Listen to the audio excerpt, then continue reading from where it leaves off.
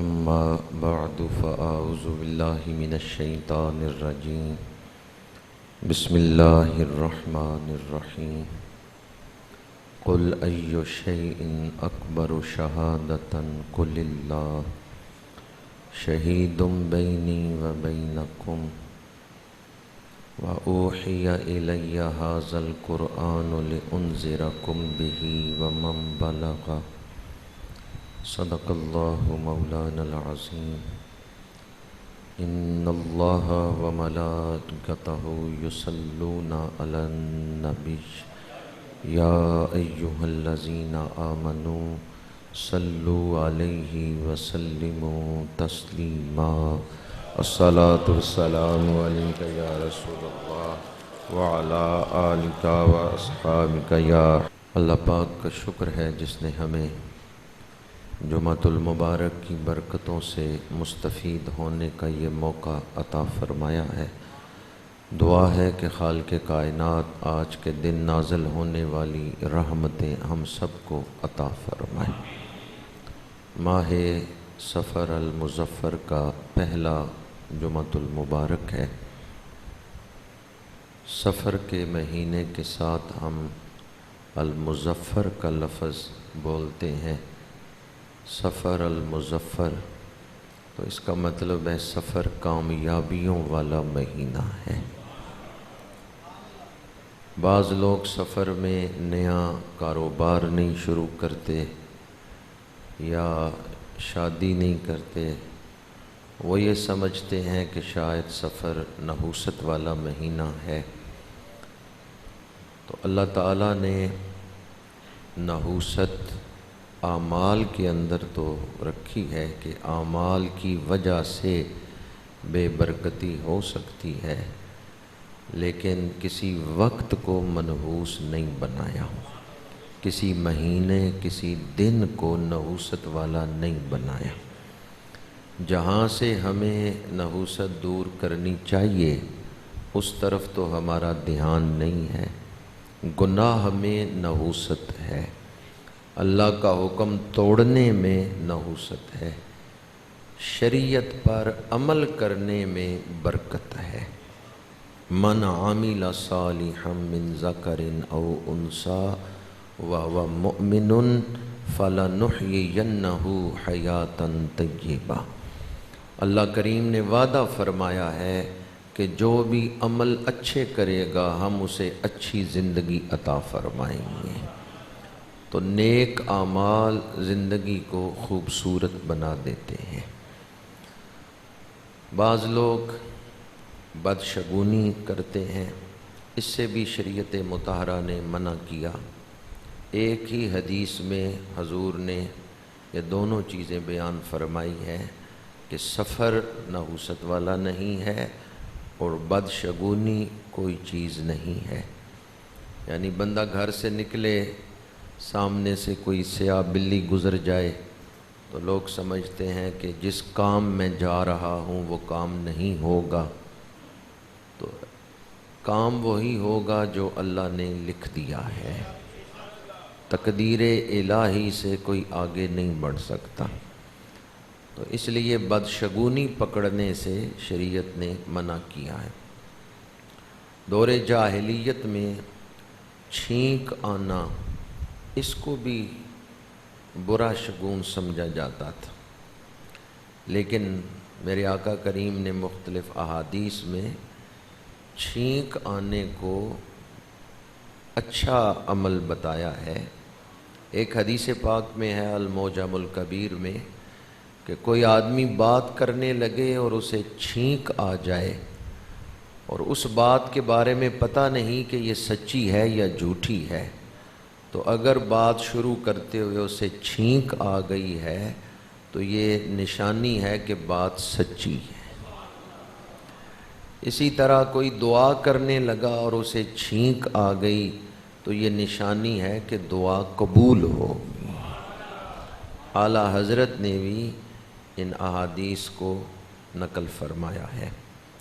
ہاں، نماز کے اندر چھینک آنا یہ شیطان کی طرف سے ہے، اس پر بھی حدیث مبارکہ موجود ہے۔ نماز کے اندر جو چھینک آنا ہے وہ شیطان کی طرف سے۔ تو میرے آقا کریم صلی اللہ علیہ وآلہ وسلم آپ نے جو تعلیمات ہمیں عطا فرمائی ہیں، توہمات سے اسلام نے ہمیں نکال کے تیقن والی زندگی عطا فرمائی ہے، حقیقت تک پہنچایا ہے اور دھوکے سے بچایا ہے۔ اللہ تعالیٰ نے انسانوں پر جو احسانات فرمائے، ان میں سب سے بڑا احسان یہ ہے کہ اپنے محبوب کو بھیج کر ایک مکمل ضابطۂ حیات عطا فرمایا ہے۔ سفر کے مہینے میں ایران فتح ہوا، مدائن فتح ہوا، سفر کے مہینے میں خیبر فتح ہوا، سفر کے مہینے میں حضرت خالد بن ولید، حضرت عمر بن عاص اور حضرت صفوان بن امیہ، مکے کے یہ بہادر جوان، انہوں نے مدینہ منورہ آ کے اسلام قبول کیا۔ تو اس لیے سفر کا مہینہ یہ معاذ اللہ نحوست کا مہینہ نہیں ہے، یہ سفر المظفر ہے، یہ کامیابی کا مہینہ ہے۔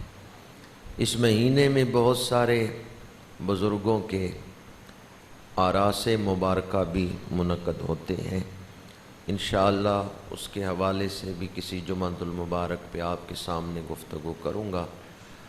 آج میں نے جو آیت مبارکہ تلاوت کی ہے، اس میں اللہ کریم نے شان رسالت کو بیان فرمایا ہے اور حضور کی ختم نبوت کو بیان فرمایا ہے۔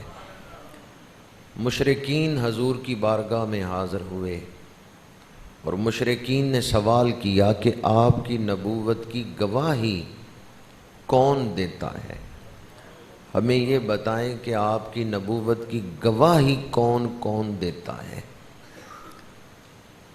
اللہ کریم نے فرمایا جبریل جلدی جا، سب سے پہلے تو میری گواہی دے کے آ۔ قل ای شیء اکبر شہادۃ، فرما دیجئے سب سے بڑی گواہی کس کی ہے؟ قل اللہ، فرما دیجئے سب سے بڑی گواہی اللہ کی۔ شہید بینی و بینکم، محبوب فرما دیجئے میری نبوت کی گواہی کائنات کا خالق دے رہا ہے، میری نبوت کی گواہی اللہ دے رہا ہے۔ اب کوئی مشرک یہ سوال کر سکتا تھا کہ اللہ تو ہمیں نظر نہیں آ رہا، تو ہمیں کیسے پتہ چلے کہ اللہ آپ کی نبوت کی گواہی دے رہا ہے؟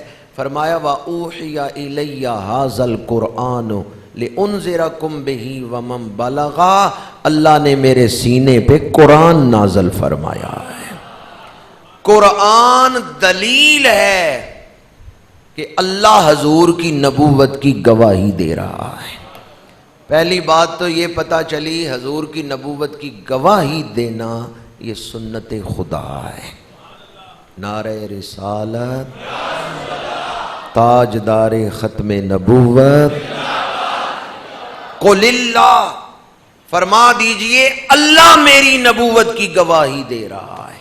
شہید بینی و بینکم، حضور کی رسالت و نبوت کی گواہی دینا اس آیت کی روشنی میں یہ سنت خداوندی ہے۔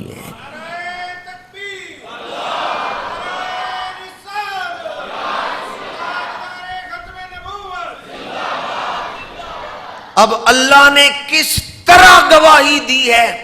ایک تو اللہ تعالیٰ نے حضور پہ قرآن نازل فرمایا ہے، دوسرا اللہ نے حضور کو معجزات عطا فرمائے ہیں، تیسرا اللہ نے حضور کو ایسا کامل و اکمل بنایا ہے کہ جو ازلی بدبخت نہیں، جس کے دل پہ مہر نہیں لگ چکی، اگر وہ حضور کا دیدار کرے تو دل پہ ایمان نقش ہو جاتا ہے۔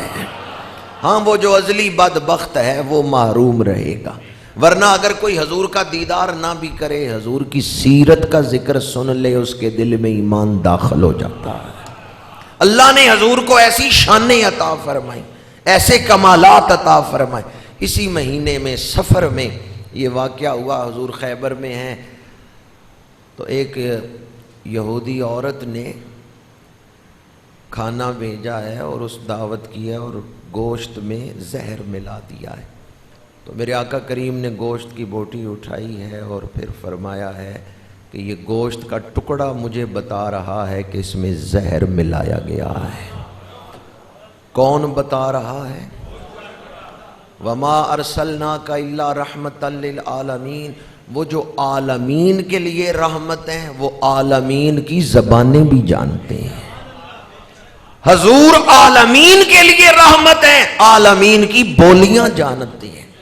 انی لعارف حاجرا بمکہ کانا یسلم علی قبل ان ابعث وانی لعارف الان، فرمایا میں مکے کے اس پتھر کو جانتا ہوں جو اعلان نبوت سے پہلے میرے اوپر سلام پڑھتا تھا۔ اور حدیث کی کتنی کتابوں میں ہے، مولا علی شیر خدا فرماتے ہیں میں حضور کے ساتھ مدینہ منورہ سے باہر ہم نکلے ایک وادی کی طرف، مولا علی شیر خدا اس حدیث کے راوی ہیں، فرماتے ہیں میں نے سنا ہر درخت اور ہر پہاڑ ہر پتھر حضور کو پڑھ رہا ہے السلام علیکہ یا رسول اللہ۔ ان لفظوں میں پتھر اور درخت سلام پیش کر رہے ہیں، السلام علیکہ یا رسول اللہ۔ تو جو عالمین کے لیے رحمت ہیں وہ عالمین کی بولیاں بھی جانتے ہیں۔ اسی سفر کے مہینے میں یہ واقعہ پیش آیا کہ میرے آقا کریم نے فرمایا یہ گوشت کا ٹکڑا مجھے بتا رہا ہے کہ اس میں زہر ملایا گیا ہے۔ تو اللہ تعالیٰ نے حضور کو ایسی نشانیاں عطا فرمائیں جو اس بات کو بیان کرتی ہیں، جو اس بات کو ظاہر کرتی ہیں کہ اللہ تعالیٰ نے حضور کو حضور کی نبوت کی گواہی دی ہے اور بے مثال شانیں عطا فرمائیں۔ ایک دلیل اللہ کی گواہی کی سب سے بڑی دلیل قرآن پاک ہے۔ وَأُوحِيَ إِلَيَّ هَذَا الْقُرْآنُ، فرمایا میرے اوپر یہ قرآن اتارا گیا ہے۔ قرآن کسی انسان کا کلام نہیں ہے، یہ خالق کائنات کا کلام ہے۔ قرآن پاک میں پیشین گوئیاں بھی ہیں، آنے والے حالات کا تذکرہ بھی ہے، جو اس بات کی دلیل ہے کہ قرآن اللہ کا کلام ہے۔ قرآن نے جس طرح پیشین گوئی کی واقعہ اسی طرح پیش آیا۔ صلح حدیبیہ سے واپسی پر جبکہ مشرکین کی شرطیں مان کے اللہ کے نبی اللہ کے حکم کے مطابق صلح کر کے واپس آ رہے ہیں تو بعض صحابہ کے دل شکستہ ہیں، کیونکہ احرام باندھے تھے عمرہ کرنے کے لیے اور اب حدیبیہ سے واپس آ رہے ہیں، عمرہ نہیں کیا اور صلح کی ہے، مشرکین کی شرطیں مانی ہیں۔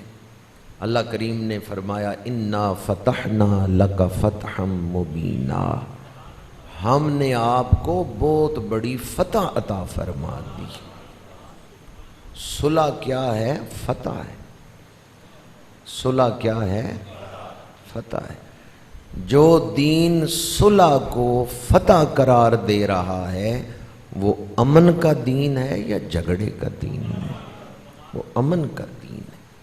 اسلام نے جو جہاد کی اجازت دی ہے یا حکم دی ہے اس کی شرائط ہیں، وہ شرائط پائی جائیں تو پھر جہاد کا حکم ہوتا ہے، ورنہ اسلام کا بالعموم جو مزاج ہے، اسلام امن کا دین ہے۔ جو دین صلح کو امن قرار دے رہا، جو صلح کو فتح قرار دے رہا ہے وہ دین امن کا دین ہے۔ انا فتحنا لک فتحا مبینا، محبوب آپ صلح کر کے آ رہے ہیں، ہم نے آپ کو روشن فتح عطا کر دی۔ اور پھر وہ وقت آیا اذا جاء نصر اللہ والفتح وَرَأَيْتَ النَّاسَ يَدْخُلُونَ فِي دِينِ اللَّهِ أَفْوَاجًا، جس مکے میں مشرکین نے عمرہ کرنے کے لیے داخل نہیں ہونے دیا تھا کہ اگلے سال آئیں اور عمرہ کریں، آج اس مکے میں حضور فاتح بن کے داخل ہو رہے ہیں۔ قرآن نے جو پیشین گوئی کی تھی واقعہ اسی طرح ہوا۔ تو قرآن پاک اللہ کا کلام ہے۔ قرآن اس بات کی دلیل ہے کہ اس کائنات کو بنانے والا رسالت محمدی کی گواہی دے رہا ہے۔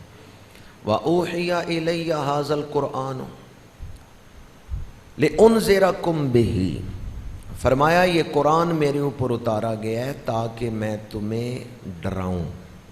انذار جو ہے یہ شریعت مطہرہ کا جو انداز ہے فکر آخرت دلانے کا، اس میں سے ایک پہلو انذار ہے۔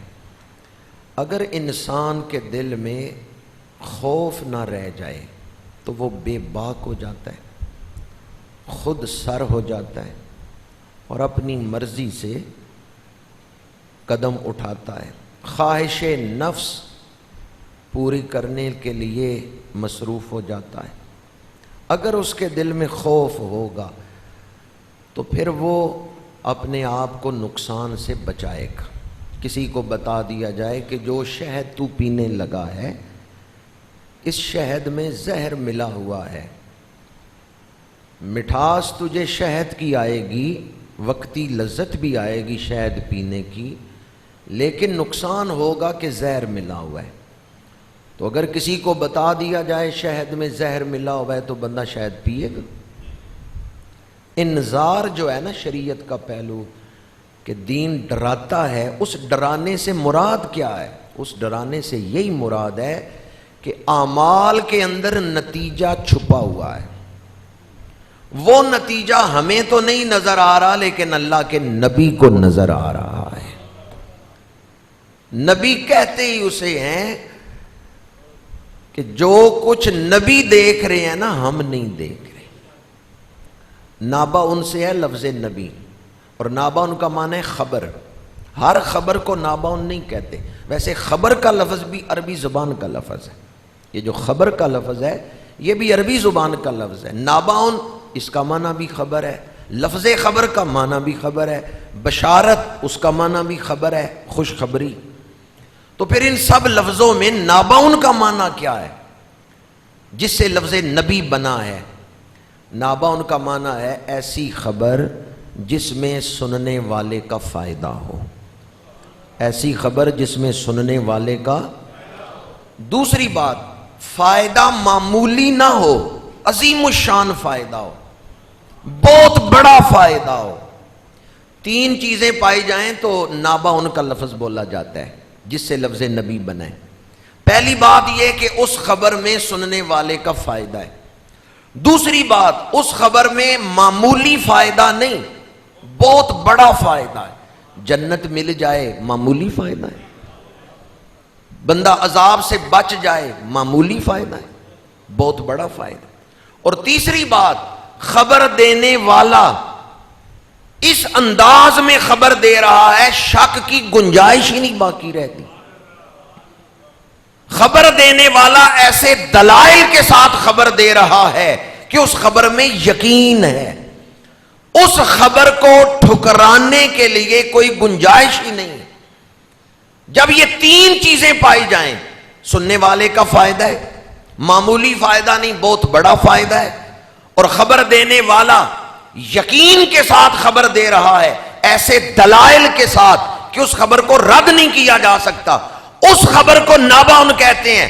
اور ایسی خبر اللہ کی طرف سے بھیجے ہوئے نبی ہی دے سکتے ہیں، کوئی دوسرا نہیں دے سکتا۔ اس لیے لفظ نبی بولا گیا ان ہستیوں کے لیے جو اللہ کی طرف سے خبر دے رہے ہیں۔ تو نبی صرف خبر ہی نہیں دیتے، ساتھ دلائل بھی قائم کرتے ہیں۔ مردے زندہ کرنا اللہ کا کام ہے۔ حضرت عیسیٰ مردے زندہ کر کے بتا رہے ہیں آخرت میں قیامت کے دن رب قبروں سے مردے اٹھائے گا۔ میں اس کا نبی مردے زندہ کر رہا ہوں تو رب کی شان کیا ہو۔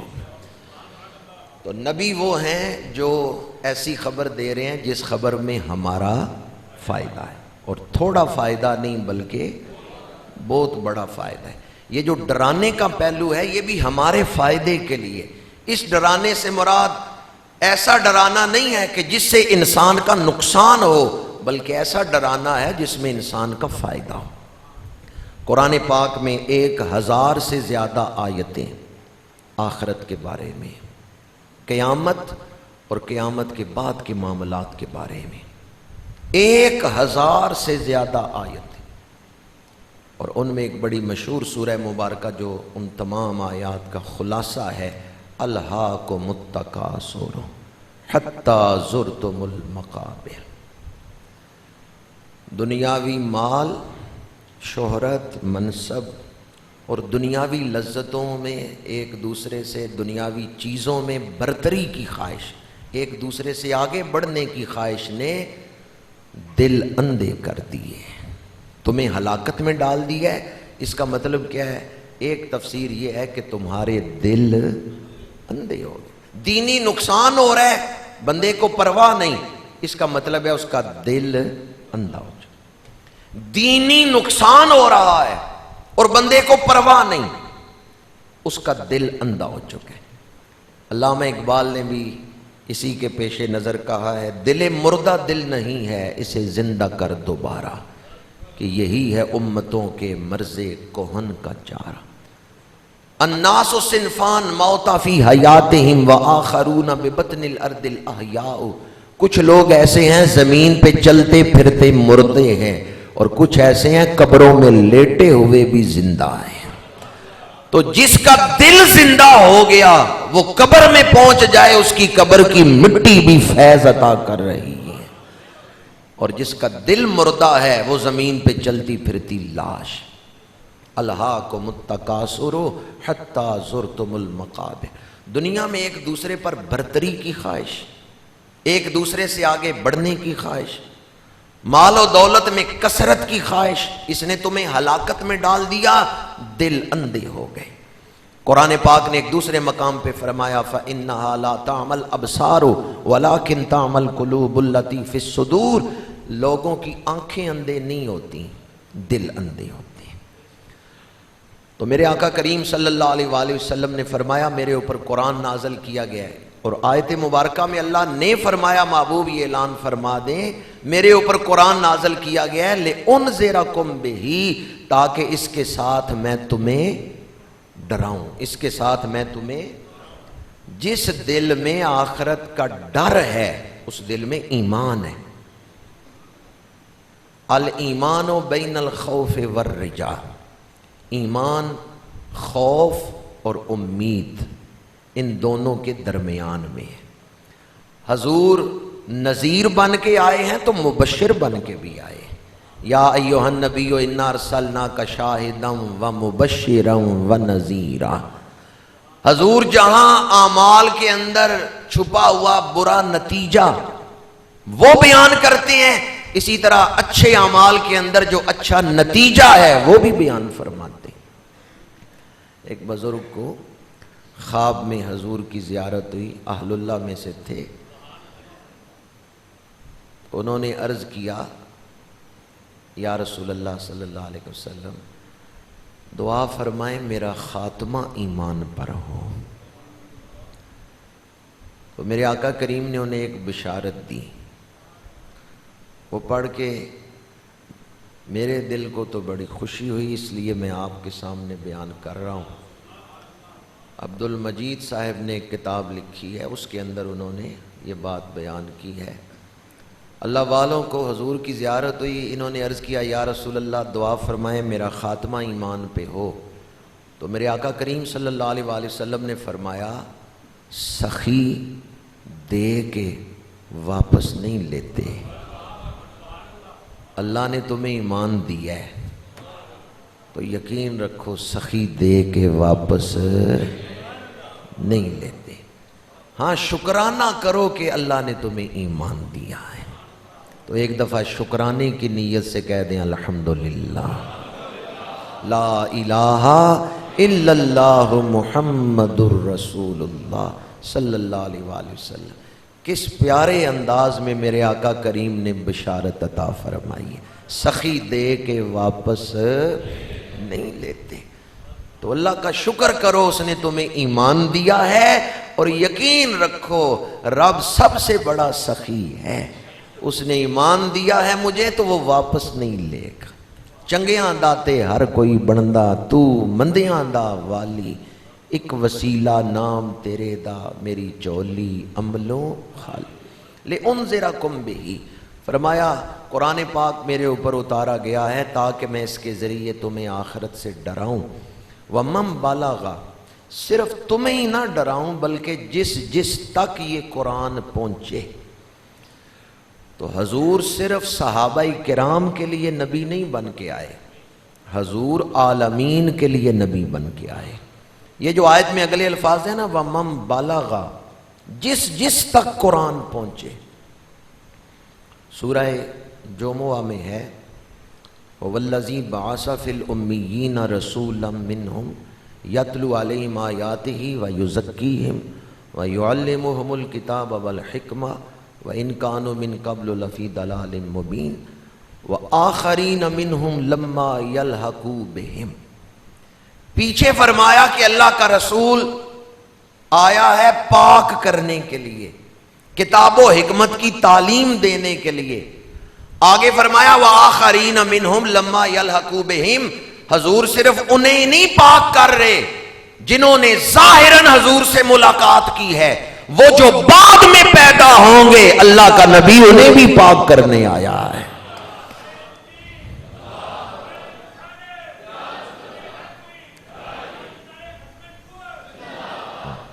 جنہوں نے حضور کا زمانہ ظاہری زمانہ پایا ہے، حضور سے ملاقات کی ہے، حضور کی محفل میں بیٹھے ہیں، حضور صرف ان کو ہی نہیں پاک کر رہے، وآخرین منہم لما یلحقوا بہم، وہ جو بعد میں آئیں گے اللہ کا نبی انہیں بھی پاک کرے گا۔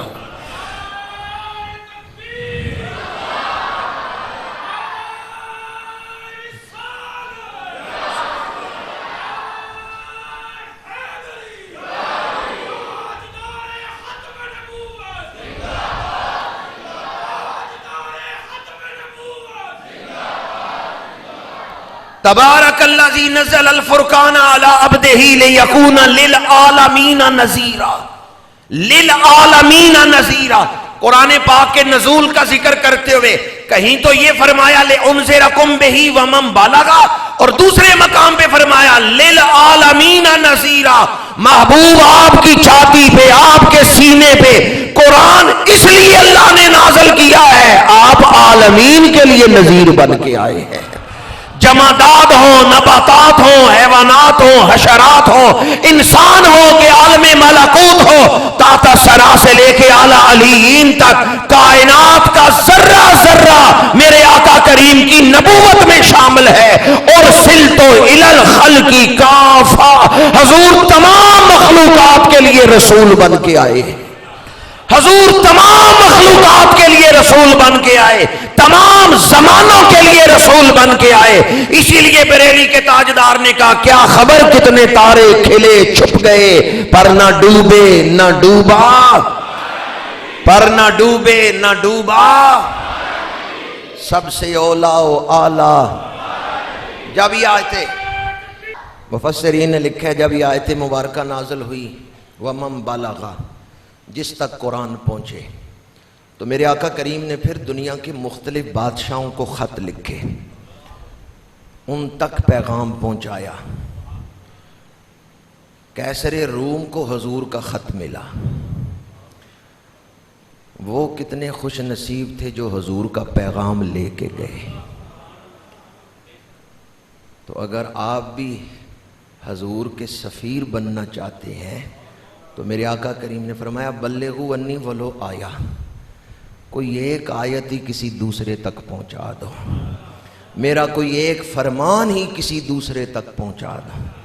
جب آپ حضور کا فرمان کسی دوسرے تک پہنچا رہے ہیں تو آپ بھی حضور کا پیغام پہنچانے والوں میں شامل ہو گئے ہیں۔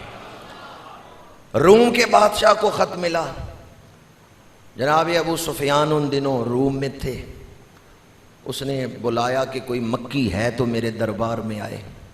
بخاری شریف میں حدیث پاک موجود ہے، اس نے مختلف سوال کیے۔ ایک سوال یہ تھا ان کا خاندان کیسا ہے؟ ابو سفیان نے کہا ان کا حسب نسب بڑا اعلیٰ ہے، بے مثال حسب نسب ہے۔ اس نے کہا کبھی انہوں نے جھوٹ بولا ہے؟ ابو سفیان نے کہا میں نے ابھی کلمہ نہیں ان کا پڑھا، میں ان کا صحابی نہیں ہوں، لیکن میں مانتا ہوں انہوں نے کبھی جھوٹ نہیں مانا۔ جناب ابو سفیان نے فتح مکہ کے بعد کلمہ پڑھا، پھر صحابی بنے۔ کیسر روم اپنے دربار سے اٹھا، کچھ قدم چلا اور پھر کہنے لگا ابو سفیان جو کچھ تم کہہ رہے ہو بات اگر اسی طرح ہے تو اے کاش میں مدینہ منورہ جا کے اس نبی کے پیر دھو کے پی سکتا، اے کاش میں ان کی خدمت میں جا سکتا، اور اس لیے نہیں ان کے پیر دھو کے پیتا کہ میرا کوئی سیاسی فائدہ ہوگا، بلکہ اس لیے ان کے پیر دھو کے پیتا اللہ نے انہیں اس قابل بنایا ہے کہ ان کے پیر دھو کے پیے جائیں۔ کیسر روم نے تو صرف خواہش کا اظہار کیا، صحابہ نے تو حضور کا قدموں کا دھون پیا ہے، اور ہزاروں سلام بریلی کے تاجدار کے مزار پر انوار پہ جنہوں نے یہ خوبصورت عقیدہ ترجمانی کرتے ہوئے بیان کیا ہے، جن کے تلووں کا دھون ہے آب حیات، جن کے تلووں کا دھون ہے آب حیات، ہے وہ جان مسیحا۔ صحابہ نے تو وہ آب حیات پیا ہے۔ ایک خط حضور نے شاہ ایران کو لکھا، یہ اس وقت کی دو بڑی طاقتیں تھیں، اور بادشاہوں کو بھی حضور نے خط لکھے ہیں، تو ایک بڑی طاقت سپر پاور اس وقت کی ایران، مدائن جو ہے یہ دارالخلافہ تھا، کیپیٹل تھا، اور بادشاہ کو کسرا کہا جاتا تھا، کسرائے ایران۔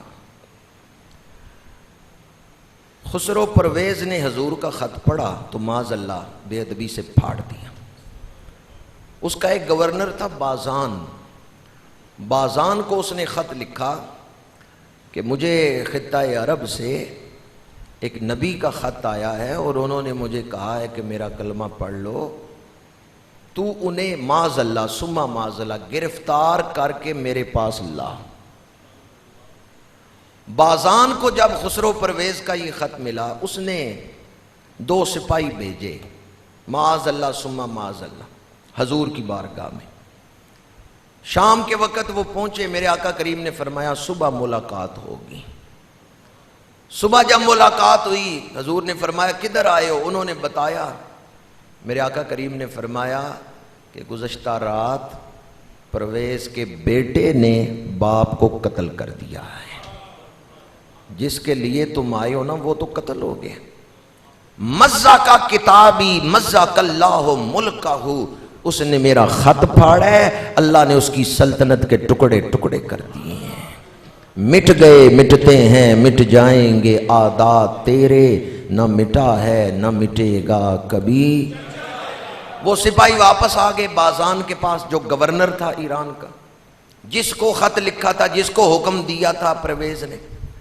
بازان پریشان ہو گیا، لیکن ادھر جو حضور کی بارگاہ سے خبر لے کے سپاہی گئے تھے گورنر کے پاس وہ پہنچے ہیں، ادھر بادشاہ کی طرف سے بھی خبر آ گئی ہے کہ پرویز قتل ہو گیا اور اس کا بیٹا تخت پہ بیٹھ گیا۔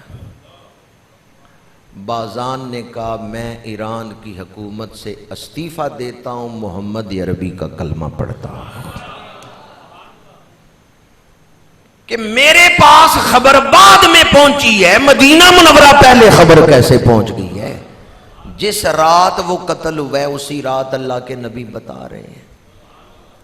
تو وہ دو ٹیلی فون کا دور، ایران سے خبر کیسے پہنچ گئی؟ اس بات نے بازان کے دل پہ اسلام کا دروازہ کھول دیا ہے۔ اللہ تعالیٰ نے حضور کو ایسی نشانیاں عطا فرمائیں۔ غزوہ احزاب میں، غزوہ خندق میں ایک سخت چٹان آ گئی، صحابہ توڑ رہے ہیں، ٹوٹتی نہیں، یا رسول اللہ بڑی سخت چٹان ہے، ٹوٹ نہیں رہی، کس کی خدمت میں آ کے عرض کیا ہے؟ حضور کی بارگاہ میں۔ صحابہ جانتے تھے حضور سب سے زیادہ بہادر ہیں، اللہ نے حضور کو جو طاقتیں عطا کی ہیں وہ ہماری عقل سے بلند ہیں۔ میرے آقا کریم تشریف لائے، حضور نے اپنے ہاتھوں میں کدال پکڑی ہے، چٹان پہ ماری ہے، ایک پتھر اڑا ہے، فرمایا اللہ نے مجھے شام عطا فرما دیا ہے۔ شام کی طرف پتھر اڑتا ہے نا، پھر حضور نے کدال ماری، ایک پتھر اڑتا ہے ایران کی طرف، فرمایا اللہ نے مجھے ایران عطا فرما دیا ہے۔ غزوہ خندق کے موقع پر بھی، اور بھی حدیثیں ہیں، حضور نے یہ پہلے ہی پیشن گوئی فرما دی تھی، مصر فتح ہوگا، شام فتح ہوگا، ایران فتح ہوگا۔ مختلف روایتوں میں یہ پیشن گوئیاں موجود ہیں۔ جب پتھر اڑا ایران کی طرف تو حضور نے کیا فرمایا؟ اللہ نے مجھے ایران عطا فرما دیا ہے۔ کیا فرمایا اللہ نے؟ تو فتح کس نے کی ہے؟ حضرت فاروق اعظم۔ اور حضور فرما رہے ہیں اللہ نے مجھے عطا فرما دی ہے، اس کا مطلب ہے فاروق اعظم کی حکومت حضور کی حکومت، فاروق اعظم کی حکومت حضور کی۔ بظاہر فاروق اعظم فتح کر رہے ہیں، حقیقت میں حضور ہی فتح فرما رہے ہیں، حضور ہی کو بادشاہی عطا کی گئی۔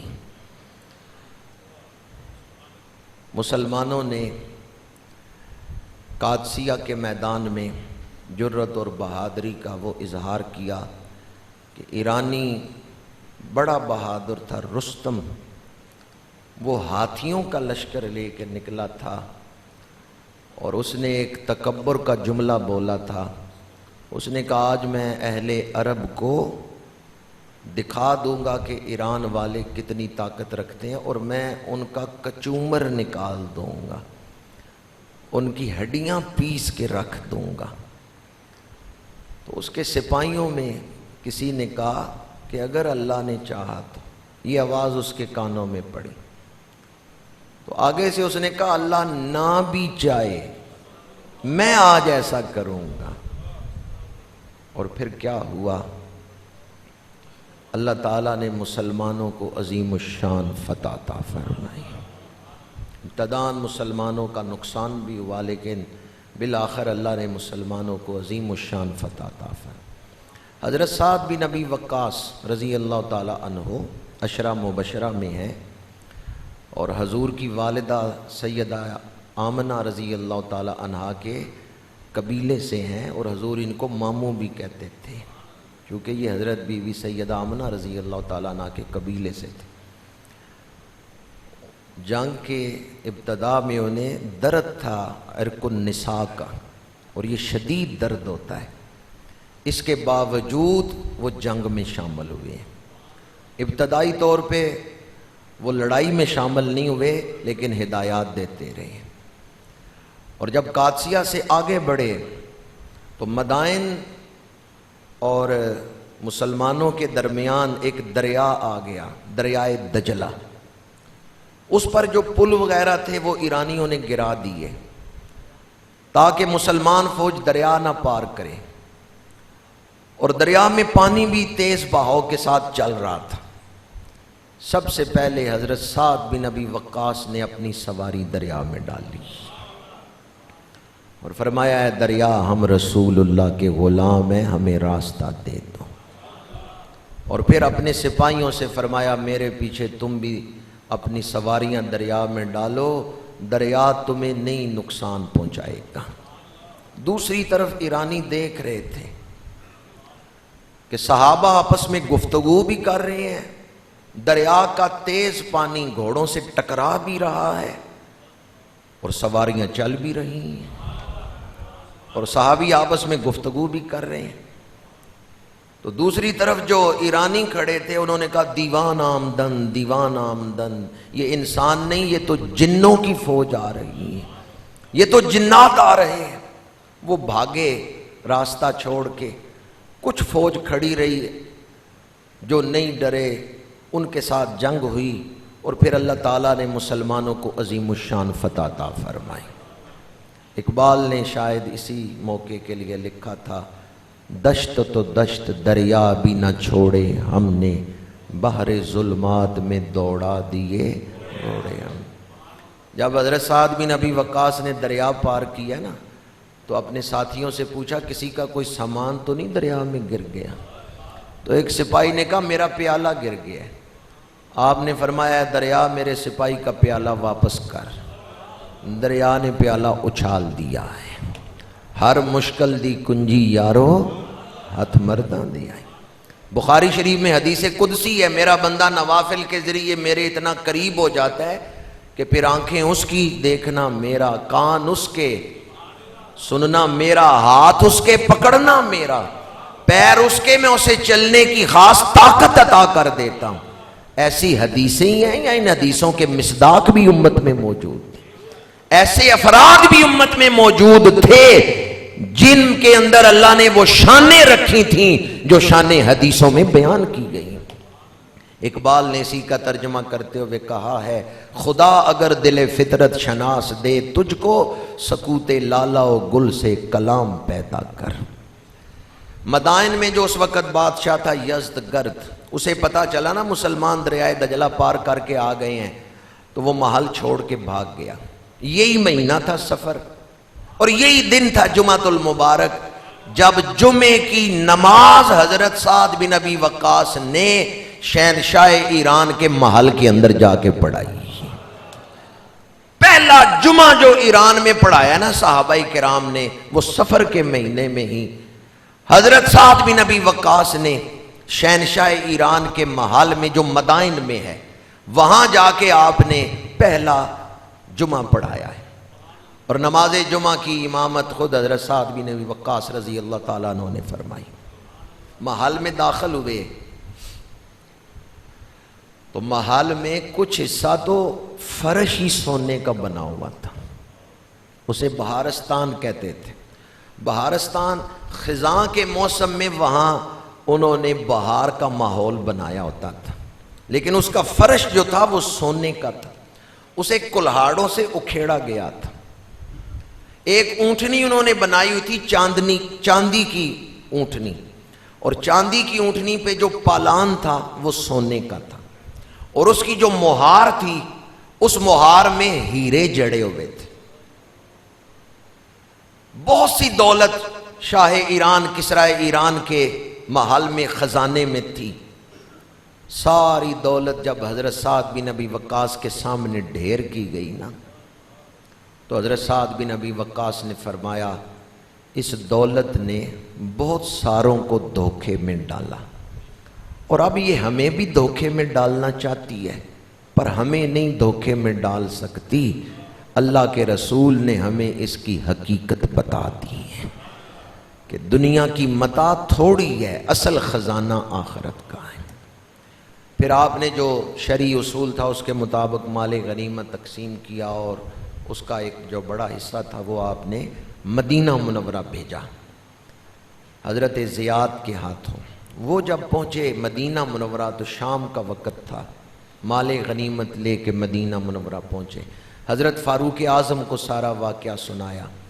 رات آپ نے مال غنیمت پہ پہرا بٹھایا، صبح فجر کے بعد آپ نے مال غنیمت تقسیم کیا، تو آپ نے فرمایا کہ جو مال غنیمت آیا اس کی فہرست دکھاؤ۔ فہرست دکھائی گئی تو اس میں کنگنوں کا ذکر نہیں تھا، کنگن۔ تو حضرت فاروق اعظم نے فرمایا، میرے آقا نے تو پیشن گوئی کی تھی کہ کنگن بھی آئیں گے، کنگن بھی آئیں گے، اور فہرست میں تو کنگن نہیں ہے۔ مال کی تلاشی لی گئی، کنگن موجود تھے، بددیانتی نہیں ہوئی، مال سارا آیا ہے، کنگن موجود تھے، لیکن لکھنے میں لکھے نہیں گئے، ویسے موجود تھے۔ حضرت فاروق اعظم نے کنگن اٹھائے اور فرمایا، این سراقہ، تو سراقہ کہاں ہو؟ جانتے ہیں سراقہ کون ہے؟ جن کو فاروق اعظم بلا رہے ہیں۔ جب میرے آقا کریم نے مکہ سے ہجرت فرمائی مدینہ منورہ، تو وہ بھی یہ سفر کا مہینہ تھا۔ 26 سفر کو مشرکین مکہ نے میٹنگ کی تھی، 27 سفر کو 8 جوان ننگی تلواریں لے کے حضور کے دروازے پہ تھے۔ 27 سفر کی رات حضرت صدیق اکبر کی معیت میں حضور غار ثور میں تشریف لائے، 3 دن وہاں رہے، اور یکم ربیع الاول سوموار کے دن حضور غار ثور سے مدینہ منورہ کی طرف تشریف لے گئے۔ ابو جہل نے اعلان کیا تھا، معاذ اللہ جو حضور کو گرفتار کر کے لائے 100 سرخ اونٹوں کا انعام ملے گا۔ سراقہ بن مالک بن جاشم وہ تلاش میں نکلے۔ یہ غار ثور سے اگلے سفر میں ایک مقام پہ سراقہ حضور کے قریب پہنچ گئے۔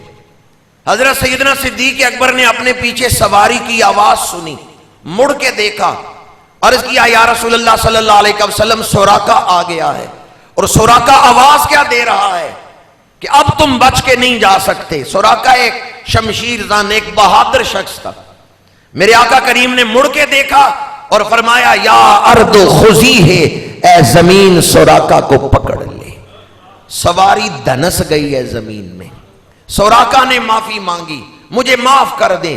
میرے آقا کریم نے فرمایا یا ارض اترکی ہے، اے زمین سوراقہ کو چھوڑ دے۔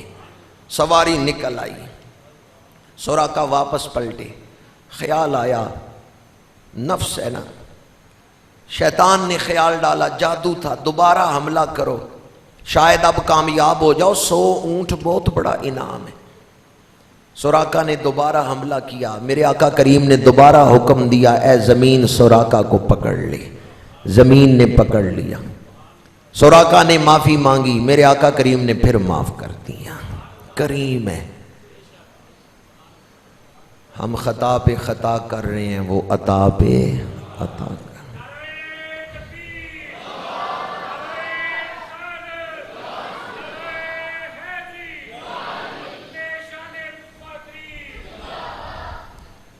تیسری دفعہ جب سوراقہ نے حملہ کیا اور میرے آقا کریم نے فرمایا ہے زمین سوراقہ کو پکڑ لے، سواری کے پیر دھنس گئے، تو سوراقہ نے معافی مانگی کہ اب نہیں میں آپ پر حملہ کروں گا، مجھے معاف کر دیں۔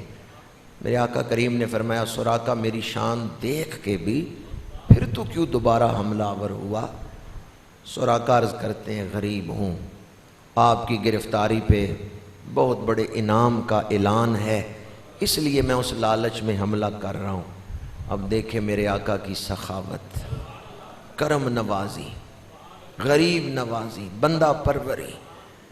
وہ دشمن بن کے آئے ہیں اور حضور کیا عطا فرما رہے ہیں، کیف بک یا سوراقہ، تو اے سوراقہ تو کتنا سونا لگے گا جب شہنشاہ ایران کے کنگن تجھے پہنائے جائیں گے۔ فرمایا سوراقہ پلٹ جا، میں اللہ کا نبی پیشین گوئی کرتا ہوں، ایران فتح ہوگا، مال غنیمت آئے گا، اس میں کنگن ہوں گے، وہ کنگن تجھے پہنائے جائیں گے۔ سوراقہ واپس آ گئے، فتح مکہ پر اسلام قبول کر لیا۔ بیمار ہوتے ہیں لوگ، عیادت کے لیے آتے ہیں، سوراقہ وصیت کر جاؤ، سوراقہ فلاں کام کر جاؤ، بڑے بیمار ہو، سوراقہ کہتے ہیں میں ابھی مرنے والا نہیں ہوں، کیونکہ ابھی ایران فتح نہیں ہوا، ابھی حضور کا فرمان پورا نہیں ہوا، ابھی وہ کنگن میرے بازوؤں میں نہیں آئے۔ جب تک ایران فتح نہیں ہوتا، جب تک شہنشاہ ایران کے کنگن میرے ہاتھوں میں نہیں آتے، اسرائیل کی جرت نہیں میرے بدن کو ہاتھ لگائے، اسرائیل کی ملک الموت کی جرت نہیں میرے قریب آئے۔ کیسا ایمان ہے حضور کے فرمان پر، یہ ہے ایمان۔ صحابہ کرام کا علم غیب پہ ایمان تھا، ڈوبا ہوا سورج پلٹ سکتا ہے، چاند دو ٹکڑے ہو سکتا ہے، پر حضور کا فرمان غلط ہوگا وہی جو اللہ کے رسول نے فرمایا ہے۔ ایران فتح ہو گیا ہے، مال غنیمت آ گیا ہے، صحابہ بیٹھے ہیں، حضرت فاروق اعظم مال غنیمت تقسیم کرنے لگے ہیں۔ آپ نے وہ کنگن اٹھائے، این سوراقہ، تو سوراقہ کہاں ہو؟ سوراقہ اٹھے، حضرت فاروق اعظم کی آنکھوں میں آنسو ہیں اور روتے ہوئے فرما رہے ہیں سوراقہ آؤ، میرے نبی کا وعدہ پورا ہونے کا وقت آ گیا ہے۔ سوراقہ نے بازو آگے کیے ہیں، فاروق اعظم کنگن پہنا رہے ہیں۔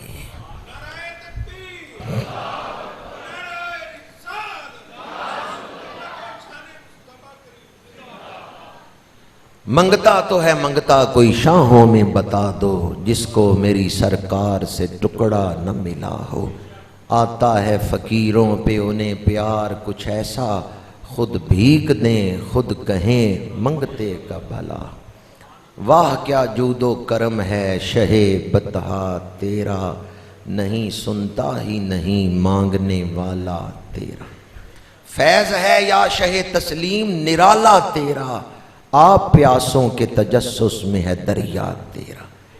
جناب سوراقہ کے بازوؤں میں شہنشاہ ایران کے کنگن آ گئے تو میرے آقا جناب فاروق اعظم نے فرمایا اے سوراقہ اب یہ کنگن پہن کے اپنی جگہ پہ نہ بیٹھو، مدینہ منورہ کی گلیوں میں چکر لگاؤ، وہ جو عورتیں گھروں میں ہیں وہ بھی دیکھ لیں میرے آقا نے جو فرمایا تھا وہ پورا ہو گیا ہے۔ پھر کیسا منظر ہوگا جب سوراقہ کنگن پہن کے دربار رسول پہ آئے ہوں گے، روضہ پاک پہ حاضر ہوئے ہوں گے، پھر مدینہ منورہ کی گلیوں میں چکر لگا رہے ہوں گے، تو ان کی زبان پہ کیا ہوگا؟ میرے آقا کرم کریں تو غلاموں کو شاہوں کا لباس پہنا دیتے ہیں۔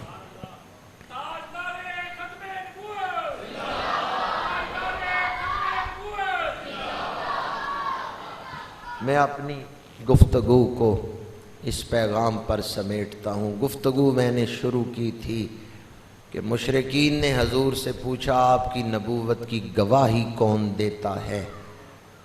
اللہ نے فرمایا جبریل جا سب سے پہلے میری گواہی دے کے آ۔ کل ایو شیء اکبر شہادہ، فرما دیجئے سب سے بڑی گواہی کس کی ہے؟ اللہ کی ہے۔ کل اللہ، فرما دیجئے اللہ میری رسالت کی نبوت کی گواہی دے رہا ہے۔ اللہ نے حضور پہ قرآن اتارا، اللہ نے حضور کو معجزات عطا کیے، اللہ نے حضور علیہ السلام کو علم بے مثال عطا کیا۔ یہ سب اللہ کی گواہیوں کا ہی اظہار ہے۔ اللہ نے حضور کو ایسی شانیں عطا کی ہیں جو بے مثل و بے مثال ہیں۔